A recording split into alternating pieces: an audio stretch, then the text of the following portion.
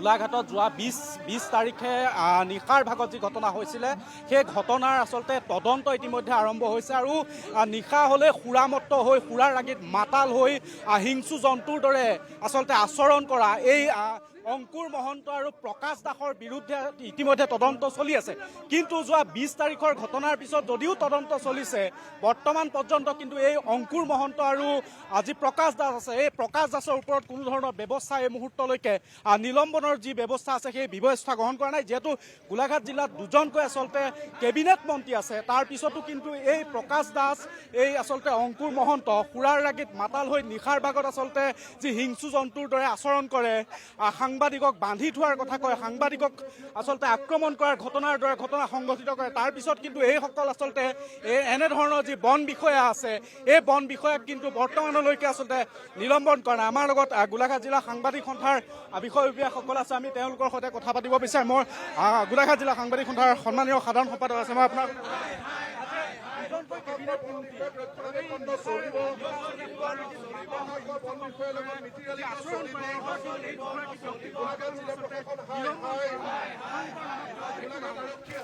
আচলতে আজি আমি অত্যন্ত লাজ পাইছোঁ। গোলাঘাট জিলাৰ এজন জ্যেষ্ঠ সাংবাদিক দেৱাশিষ সাহাক বন বিভাগৰ বিষয়া দুজনে যি আক্ৰমণ কৰিলে, সেই আক্ৰমণৰ ঘটনাক আমি গৰিহণা দিছিলোঁ প্ৰথম দিনাই। কিন্তু ঘটনা গৰিহণা দিয়াৰ পাছতো আমি সেই ঘটনা যিদিনা সংঘটিত হ'ল তাৰ পৰৱৰ্তী সময়ত আমি মাননীয় মুখ্যমন্ত্ৰী আৰু বন মন্ত্ৰীক আমি স্মাৰক পত্ৰ প্ৰদান কৰিছোঁ জিলা সাংবাদিক সন্থাৰ তৰফৰ পৰা। কিন্তু আজি কপতি তেওঁলোকে 7 দিন উকলি যোৱাৰ পাছতো কোনো ধৰণৰ ব্যৱস্থা গ্ৰহণ নকৰিলে, আৰু যাৰ বাবে আজি আমি অত্যন্ত লজ্জিত হৈ সাংবাদিকে ন্যায় বিচাৰি ৰাজপথত নামিব লগা হৈছে। আৰু আটাইতকৈ ডাঙৰ কথা, গোলাঘাট জিলাৰ দুগৰাকীকৈ কেবিনেট মন্ত্ৰী আছে, কিন্তু তেখেতসকলে সাংবাদিকজনৰ ন্যায়ৰ পক্ষত এষাৰো মাত নামাতিলে। তাৰ বাবে আমি গোলাঘাট জিলা সংবাদ তীব্ৰ ক্ষোভ প্ৰকাশ কৰিছোঁ। তেখেতসকলে কেৱল মাত্ৰ সাংবাদিকক নিৰ্বাচনৰ সময়ত কেৱল মাত্ৰ নিৰ্বাচনী বৈতৰণি পাৰ হ'বৰ কাৰণে সিহঁতে ভাল পায়, পৰৱৰ্তী সময়ত তেখেতসকলে সাংবাদিকৰ প্ৰতি কোনো দায়বদ্ধতা প্ৰকাশ নাই কৰা। নিশ্চয়কৈ আচলতে বিভিন্ন দল সংগঠন আছে। মই যি কৃষক মুক্তি সংগ্ৰাম সমিতি আছে, কৃষক মুক্তি সংগ্ৰাম সমিতিৰ সম্পাদক আছে, গোলাঘাট জিলা সাংবাদিক সন্থাৰ সভাপতি আছে, তেখেতৰ সৈতে তাৰমানে কথাটো হ'ল যে সাংবাদিকক নিৰ্যাতন চলাইছে, সাংবাদিকক নিৰ্যাতন চলোৱাৰ পিছতো এটা অভিযোগ দিয়া হৈছে। অভিযোগ দিয়াৰ পিছতো আচলতে আৰক্ষীয়ে গোটেই বিষয়টো এই মুহূৰ্তলৈকে গুৰুত্ব দিয়া নাই, জিলা প্ৰশাসনে গুৰুত্ব দিয়া নাই। আৰু যিসকল বন বিষয়াই সাংবাদিক দেৱাশিষ সাহাক আক্ৰমণ কৰিছিল তেওঁলোকক নিলম্বন কৰিব লাগে। আৰু যিহেতু সাংবাদিকক আক্ৰমণ কৰা ঘটনা বৃদ্ধি পাব ধৰিছে কেৱল এই চৰকাৰখনৰ দিনত, এই চৰকাৰখনৰ কাৰ্যকালত তেওঁলোকে আচলতে বিভিন্ন সময়ত সাংবাদিকক নিজেই তেওঁলোকে কেইবাজনো মন্ত্ৰী আক্ৰমণ কৰে। আক্ৰমণ কৰি মন্ত্ৰীয়ে সাংবাদিকক কোনোবাই প্ৰশ্ন সুধিলেই ওলোটাই সোধে যে আপুনি কোন পেপাৰৰ, আপোনাৰ পেপাৰৰ মালিক কোন, আপোনাৰ চেনেলৰ মালিক কোন। এনেধৰণৰ কথা বতৰাবিলাকে এতিয়া আচলতে এই প্ৰশাসন বা আমোলাসকলেও সাংবাদিকক গুৰুত্ব নিদিয়া হৈছে, সাংবাদিকক আক্ৰমণ কৰিবলৈ লৈছে। আমি এক ন্যায় বিচাৰিছোঁ ইয়াৰ। নিশ্চয়কৈ আচলতে সকলোৱে একেটাই কথা কৈছে, একেটা কথাই দাবী জনাইছে যে যি এই দুগৰাকী আচলতে সুৰাৰ ৰাগীত মাতাল হৈ থকা এই দুগৰাকী ব্যক্তি আচলতে বৰ্তমানলৈকে নিলম্বন হোৱা নাই। কেৱল তদন্তৰ নামত যি বন বিভাগ আছে, যি প্ৰশাসন আছে, তেওঁলোকে কেৱল আচলতে আভুৱা ভাৰি আছে। আৰু এই সময়ত মই সাংবাদিক সন্থাৰ বিষয়ববীয়া আছে, মই আপোনাৰ সৈতে কথা পাতিব বিচাৰিছোঁ। এই যি দুগৰাকী ব্যক্তি আচলতে নিশা সুৰাৰ ৰাগীত মাতাল হৈ সাংবাদিকক এনেধৰণৰ ব্যৱহাৰ কৰে, বাৰে বাৰে এনেধৰণৰ ঘটনা ৰাজ্যখনত হৈ আহিছে, সাংবাদিক নিগ্ৰহৰ ঘটনা। ইয়াৰ পিছতো কিন্তু গোলাঘাট জিলা প্ৰশাসনেই হওক বা বন বিভাগেই হওক বা বিভাগীয় যিসমূহ কৰ্তৃপক্ষ আছে তেওঁলোকে কিন্তু এই দুগৰাকী ব্যক্তিক বৰ্তমানলৈকে নিলম্বন কৰা নাই। কেৱল জিলা প্ৰশাসনে নহয়, সমগ্ৰ ৰাজ্যতে দেখা গৈছে সাংবাদিক নিগ্ৰহৰ ঘটনা এই চৰকাৰখনৰ দিনক দিনে বৃদ্ধি পাইছে। সেইদিনা দেৱাশিষ সাহাৰে বাতৰি সংগ্ৰহ কৰিবলৈ যাওঁতে যি অন্যায়মূলকভাৱে তেওঁৰ ওপৰত অত্যাচাৰ কৰিছে, ইয়াৰ সন্দৰ্ভত আমি কঠোৰ ব্যৱস্থা গ্ৰহণৰ দাবী জনাইছোঁ। আজি আপোনালোকে দেখিবলৈ পাইছে যে প্ৰতিবাদ কাৰ্যসূচী আমি গ্ৰহণ কৰিব লগা হৈছে। প্ৰত্যেকটো সময়তে দেখা গৈছে যে আমি শুদ্ধ বাতৰি এটা সংগ্ৰহ কৰিবলৈ যাওঁতে তেওঁলোক খৰ্গহস্ত হৈ পৰে, যাৰ কাৰণে শুদ্ধ বাতৰি প্ৰচাৰ কৰিবলৈ যাওঁতে সেই বিভাগটোৰ ষড়যন্ত্ৰ বলি হৈছে। আমি দাবী জনাইছোঁ শীঘ্ৰেই 2জন বিষয়াৰ ওপৰত শাস্তিমূলক ব্যৱস্থা গ্ৰহণ কৰিবৰ কাৰণে আমি দাবী জনাইছোঁ। নিশ্চয়কৈ আচলতে সাংবাদিক নিগ্ৰহৰ ঘটনা বাৰে বাৰে সংঘটিত হৈছে, কিন্তু বাৰে বাৰে এই যি চৰকাৰ হওক বা বিভাগীয় কৰ্তৃপক্ষ হওক কেৱল আবুৱা ভাৰিছে তদন্তৰ নামত। এই মুহূৰ্তত কিন্তু এই দুগৰাকী ব্যক্তিক বৰ্তমানলৈকে নিলম্বন কৰা হোৱা নাই, কেৱল বিভাগীয় তদন্তৰ নামত আবুৱা ভাৰি আছে। প্ৰতিবাৰে যিটো হৈ আছে সেইটো হৈছে বিভাগীয় তদন্ত দিব, তাৰপিছতে একো একশ্যন নলয়। সেইকাৰণে আমাৰ আজি প্ৰতিবাদী কাৰ্যসূচীটো গ্ৰহণ কৰা হৈছে, যাতে অবিলম্বে 2 অভিযুক্ত বন বিষয়াক নিলম্বিত কৰা হয়।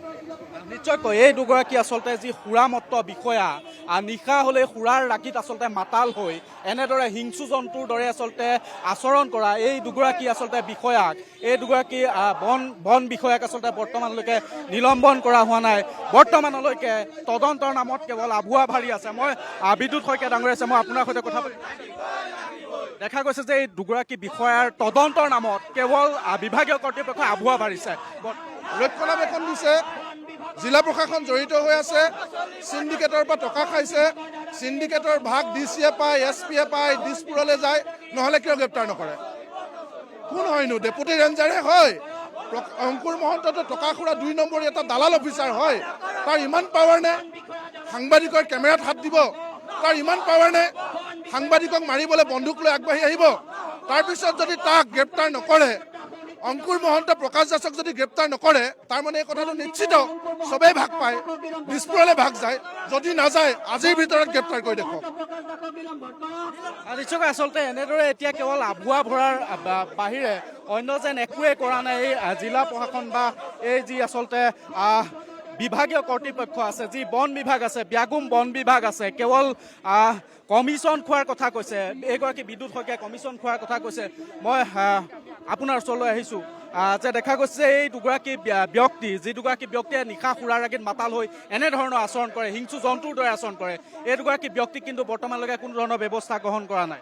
চাওক, আমি সম্পূৰ্ণ অনুসূচিত জাতি ছাত্ৰ সন্থাই এই বিষয়টোক আমি তীব্ৰ ভাষাৰে নিন্দা কৰিছোঁ, গৰিহণা জনাইছোঁ। কাৰণ সাংবাদিক এজনক বুলিয়ে নহয়, সকলো মানুহকে সন্মানে তেওঁলোকে কথা পাতিব লাগে, সকলো মানুহৰ লগতে তেওঁলোকে ভালদৰে ব্যৱহাৰ কৰিব লাগে। এই কথাটোত ময়ো ভুক্তভোগী। মোৰ ওপৰতো এজন DFO গোলাঘাটৰ এজন DFO মোকো তেনেকুৱা এজন অপমানসূচক মন্তব্য কৰিছিলে।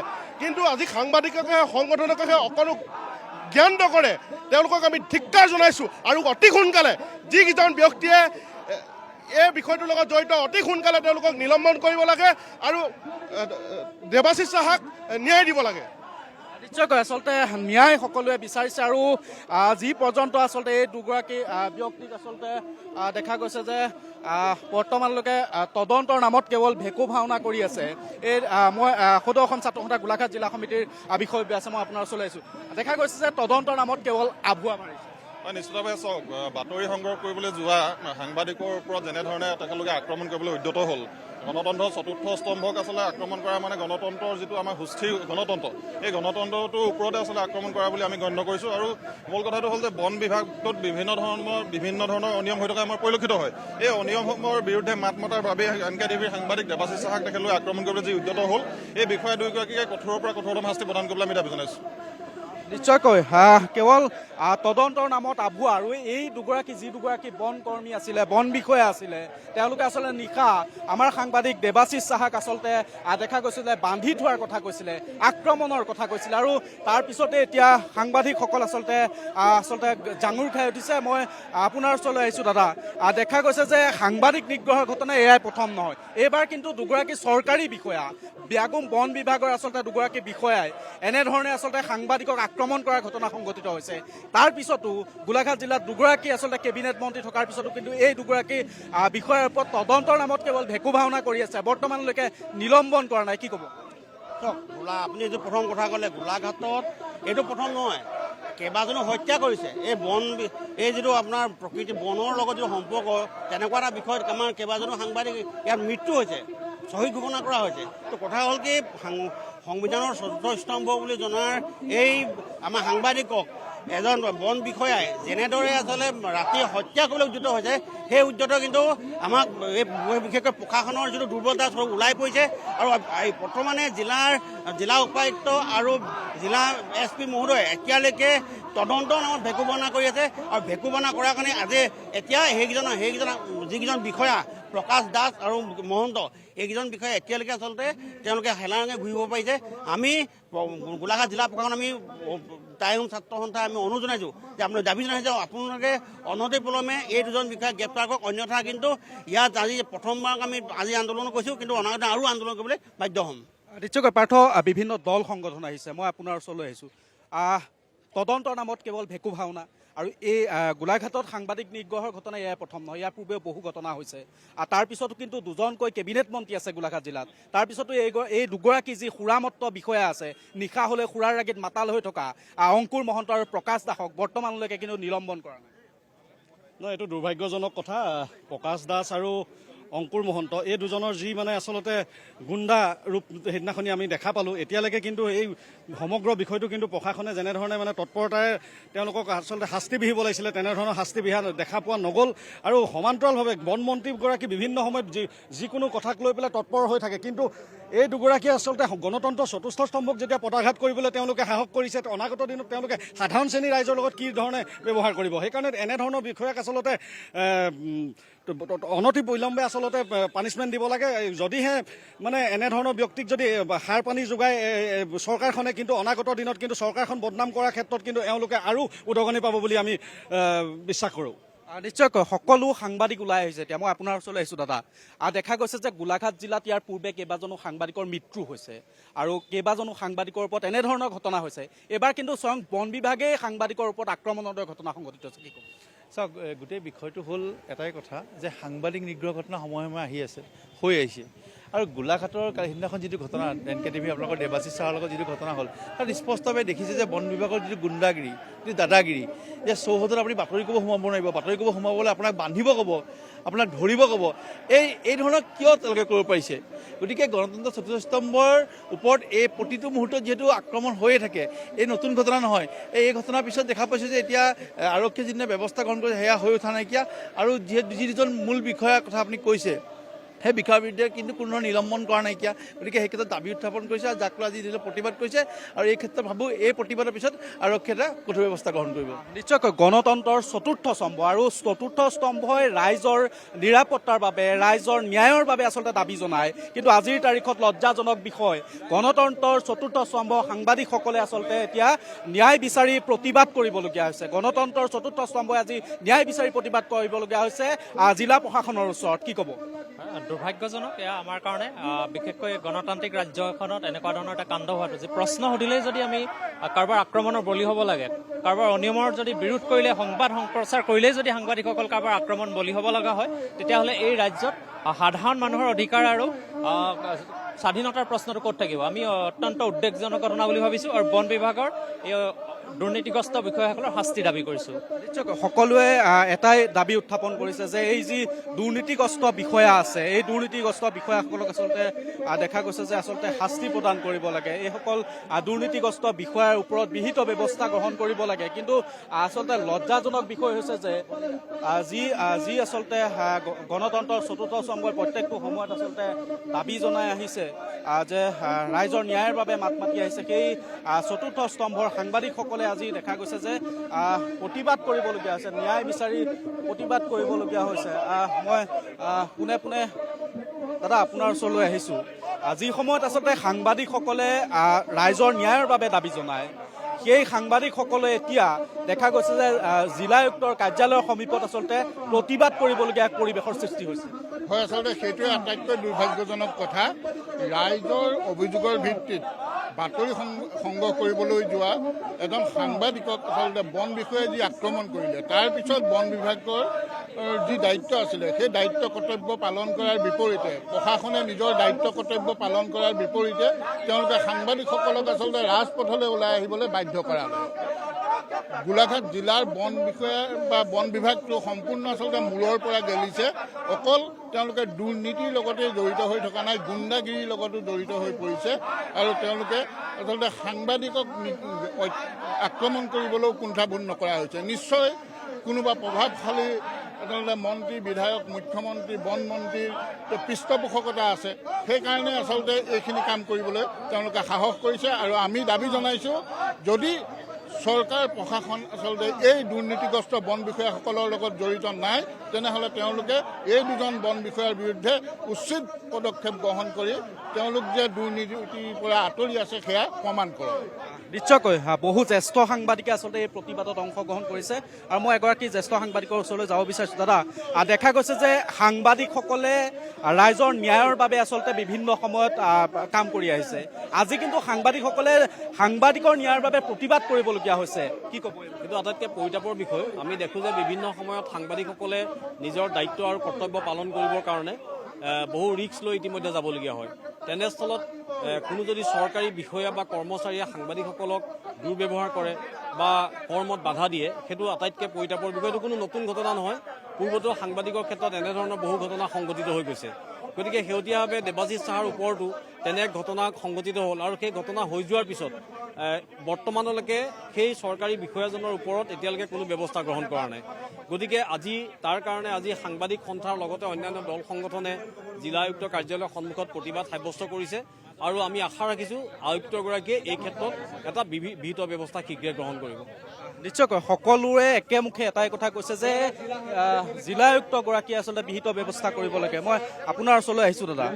বিভিন্ন সময়ত দেখা যায় যে সাংবাদিকসকলে বাতৰি সংগ্ৰহৰ বাবে কাৰোবাৰ যেতিয়া ফোন এটা আহে তেতিয়া যাবলগীয়া হয়, কিন্তু গৈ পেলাই এটা চৰকাৰী বিষয়াৰ কাৰ্যালয়ৰ ভিতৰত নিউজ কৰাৰ বাবে, সংবাদ সংগ্ৰহ কৰাৰ বাবে এতিয়া বান্ধি থবলৈ কোৱাৰ দৰে ঘটনা সংঘটিত হৈছে। সাংবাদিকে আনৰ ন্যায়ৰ বাবে আচলতে দাবী উত্থাপন কৰে, সেই সময়ত কিন্তু সাংবাদিকে এতিয়া প্ৰতিবাদ কৰিবলগীয়া হৈছে, কি ক'ব? প্ৰথম কথাটো হ'ল, যেতিয়া তাত যে তেওঁলোকে কৈছে তাত সোমাব নোৱাৰে বুলি, তাত কৈছে চৌহদত যদি সোমাব নোৱাৰে, প্ৰথম কথাটো হ'ল চৌহদত সোমাব নোৱাৰা বুলি কোৱাৰ আগতে তেওঁলোকে তাত লিখিব লাগিব যে তাত আপোনাৰ বিনা অনুমতিৰ ৰাতি প্ৰৱেশ নিষেধ তাত লিখিব লাগিব। তেওঁলোকে তাত একো লিখা নাই। ছেকেণ্ড কথাটো হৈছে তেওঁলোকৰ ওপৰত এনকুৱাৰী দিছে, এনকুৱাৰীত এতিয়ালৈকে তেওঁলোকক ছাছপেণ্ড কৰা নাই। ছাছপেণ্ড নকৰাকৈ এনকুৱাৰী কিহৰ? তদন্ত যদি কৰিব, তদন্তৰ নামত কেৱল ভেকুৰ, এইবিলাক হৈছে চব নাটক। কাৰণ কেলৈ অংকুৰ মহন্তীয়াৰ ওপৰত, অংকুৰ মহন্ত আৰু প্ৰকাশ দাসৰ ওপৰত হয়তো কোনোবা ওপৰত বৰমৰীয়াৰ তেওঁ হাত আছে। কাৰণ কেলৈ অংকুৰ মহন্তৰ ওপৰত যেতিয়া আমাৰ গোলাঘাটৰ এটা ভিতৰত তেওঁ আছিলে, তেওঁ এজন IFS অফিচাৰক তেওঁ যেতিয়া দুৰ্ব্যৱহাৰ কৰিছিলে, তেতিয়া তেওঁৰ ওপৰত এনকুৱাৰী হৈছিলে। এনকুৱাৰী চলি থকাৰ অৱস্থাত, ডিপাৰ্টমেণ্টৰ এনকুৱাৰী চলি থকা অৱস্থাত তেওঁক প্ৰমোশ্যন কেনেকৈ পালে? সেইটো এটা ডাঙৰ প্ৰশ্ন। আজিলৈকে তেওঁ এনকুৱাৰী শেষেই হোৱা নাই। শেষ নোহোৱাকৈ তেওঁ এতিয়া আপোনাৰ প্ৰমোশ্যন হৈ ডেপুটি ৰেঞ্জাৰ হ'ল। ডেপুটি ৰেঞ্জাৰ আকৌ এইটো এনকুৱাৰী হৈছে। এনকুৱাৰীটো কি হ'ব? একো নহ'ব, বিগ জিৰ' হ'ব। যদি আজি জনতাৰ নিৰাপত্তাৰ বাবে যদি সাংবাদিকে মাত মাতে, বাতৰি প্ৰচাৰ কৰে, আজি সেই সাংবাদিক যদি ৰাজপথত নামিবলৈ নিজৰ ন্যায়ৰ বাবে, তেতিয়াহ'লে সাংবাদিকৰ ন্যায় ক'ত? সাংবাদিকৰ ভৱিষ্যতৰ নিৰাপত্তা লাগিব প্ৰথম। কাৰণ কেলৈ সাংবাদিকে আজিৰ দিনত আপোনাৰ গোটেই অসমখনৰ যিবিলাক আপোনাৰ অভাৱ অভিযোগ, ৰাইজৰ মাজৰ গোটেই অভাৱ অভিযোগবিলাক জনপ্ৰতিনিধিৰ ওচৰলৈ তেওঁলোকে লৈ যায়। আজি সাংবাদিকে যদি সেইখিনি সাংবাদিকে যদি নিজৰ নিৰাপত্তাৰ বাবে, প্ৰাণৰ নিৰাপত্তাৰ বাবে যদি আজি ৰাজপথত নামিবলৈ তাতকৈ লাজৰ কথা। আজি এই অংকুৰ মহন্তক যদি অতি সোনকালে যদি আপোনাৰ ছাছপেণ্ড নকৰে আৰু প্ৰকাশ দাসক ছাছপেণ্ড নকৰে, তেতিয়াহ'লে এই যিজন সাংবাদিক দেৱাশিষ চাহা, তেওঁৰ ওপৰত যিখিনি তেওঁলোকে মানে ভয় ভাবুকি দেখুৱালে, এদিন ৰাতি ধৰ মাৰ কৰিলে, তেওঁ প্ৰাণৰ প্ৰতি ভয় আছে। তেওঁক নিৰাপত্তা কোনে দিব? সেইকাৰণে আমি অতি সোনকালে এই বিষয়টোৰ ওপৰত তদন্ত যিয়ে নহওক প্ৰথম তেখেতক নিলম্বন কৰিব লাগিব, প্ৰকাশ দাসক নিলম্বন কৰিব লাগিব। আৰু বন বিভাগটো যদি সুচাৰুৰূপে যদি নিকা কৰিব বিচাৰে বন মন্ত্ৰী জয়ন্ত মল্ল বৰুৱাই, তেতিয়াহ'লে প্ৰথমতে এই দুৰ্নীতিপৰায়ণ বিষয়াবিলাকক প্ৰথমতে আঁতৰাব লাগিব, আৰু নহ'লে একো নহ'ব। কাৰণ কেলৈ গোলাঘাটত আমি দেখিছোঁ বহুত বিষয়া আছে, ৰেঞ্জাৰ আছে, আজি বছৰ দিন ধৰি গোলাঘাটতে আছে। আজি দুজনমান ৰেঞ্জাৰ যে তেওঁলোকৰ ইয়াতে চাকৰি শেষ হ'ব, এইবিলাক কেনেকৈ হ'বলৈ পাইছে? এইবিলাক বিভাগ কি নিকা নেকি? এইবিলাক বিভাগ নিকা নাই হোৱা। আচলতে বন বিভাগ বিভাগটো আচলতে এনেকৈ ৰাইজৰ মাজত নহয়, আচলতে ইহঁতক সেই জংঘলত পঠিয়াই বেছি। কাৰণ বন বিভাগ কাক কয়? বনৰ বিভাগে। দেৱাশীষ ধন্যবাদ জ্ঞাপন কৰিছোঁ এই মুহূৰ্তত আপোনাক। আৰু এয়া গোলাঘাটত দেখিবলৈ পোৱা গৈছে এনেকৈ সাংবাদিক নিগ্ৰহৰ বিৰুদ্ধে জাঙুৰ খাই উঠিছে সাংবাদিক সন্থা, স্থানীয় লোক, বিভিন্ন দল সংগঠন সকলোৱে একেমুখে গৰিহণা দিছে এনেধৰণৰ উদ্ধতালি কৰা বন বিষয়াৰ বিৰুদ্ধে আৰু বিভাগক শীঘ্ৰে এই ক্ষেত্ৰত ব্যৱস্থা ল'বলৈ দাবী জনাইছে।